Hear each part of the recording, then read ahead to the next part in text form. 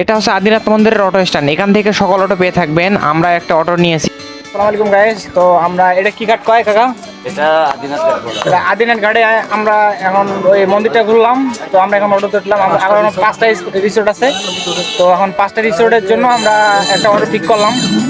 তো এই অটোতে মিনিমাম আমাদের 5 জনের ভাড়া ঠিক হয়েছে 600 টাকা। ঠিক আছে, 5টা স্টার্ট ঘুরাবে এবং পুরান গাড়ি নিয়ে যা নামাই দেবে। তো 600 টাকা ভাড়া ঠিক হয়েছে। তখন আমরা দেখি, সামনে গিয়ে দেখি কিরকম পুরান টাকা আছে। আমাদের সাথে অবশ্যই এত এগুলো ছিল সাথে থাকে চাকা।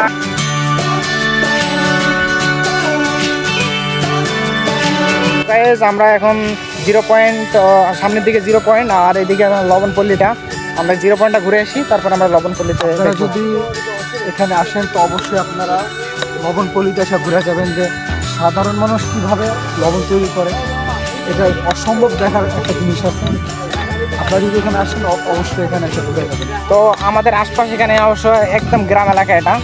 তো এদের মূল উপাদান মনে হয় বরফ তৈরি করা আর অন্যান্য জিনিস থাকতে পারে, এটা আমাদের অজানা। তো আসলে এখানে মানুষ বেশি গেলে বলতে পারে না। তো আসলে আমাদের সাথে থাকেন, আমরা দেখাবো কীভাবে লবণ তৈরি করে, প্লাস 0 পয়েন্টের ওইদিকে কিছু ফটোশুট করবো, আপনারা দেখবেন। সামনে যে গাছগুলো দেখতে পাচ্ছেন এগুলো হচ্ছে ঝাউ গাছ, মূলত ঝাউবন বলে। আপনারা কক্সবাজার লাবণী পয়েন্টে গেলে দেখতে পারবেন ওখানকার ঝাউ গাছগুলো আরো অনেক সুন্দর। আমরা 5 বন্ধু মিলে সামনের দিকে হেঁটে হেঁটে যাওয়ার চেষ্টা করতেছি আর চারিদিকে লক্ষ্য করতেছি, অনেক সুন্দর লাগে। তো গাইস, আমাদের এইটা হচ্ছে একটা 0 পয়েন্ট। জায়গাটা অবশ্য সুন্দর, ঝাউ গাছের মতোই লাগে প্রায়, বুঝছেন? তো জায়গাটা অনেক সুন্দর, এটাকে ঝাউবন বলে। গাছগুলো অনেক সুন্দর লাগতেছে। তো আমরা এই যে আমাদের টিম, অন্যান্য টিমটা আছে। ভাই আমরা জানি এদিকে কিছু নাই, জাস্ট এই জায়গাটার একটা ফিল, বাড়তি কোনো জায়গায় কিছু নেই। গাইজ, লবণপল্লীতে এসে ঝাউবনও ফ্রিতে পেয়ে গেলাম। তো জায়গাটা বিশাল বড় এবং খোলামেলা হওয়াতে বেশ ভালোই লাগতেছে।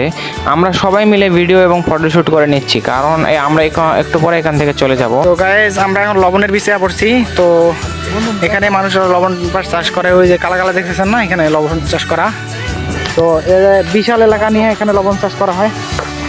তো আপনারা দেখবেন যে এখানে এটুক জায়গা দিতেছে। তো এখানে বিশাল এরিয়া নিয়ে ওই সাইডটা আছে, এই সাইডটা আছে, সব জায়গা দিয়ে লবণ চাষ করা হয় এখানে।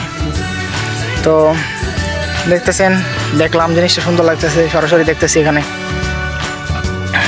সেই ঐতিহাসিক লবণ বাগান, লবণ চাষ হয়।